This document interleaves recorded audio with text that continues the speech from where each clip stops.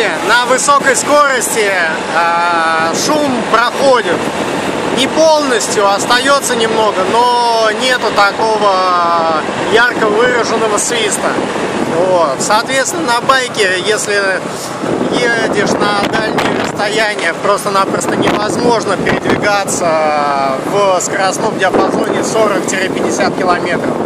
Либо едешь меньше 40, либо гонишь больше 50-60 километров в час.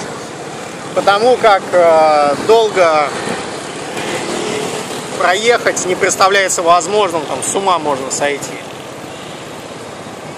Все, сейчас поедем смотреть, в чем дело. Давай.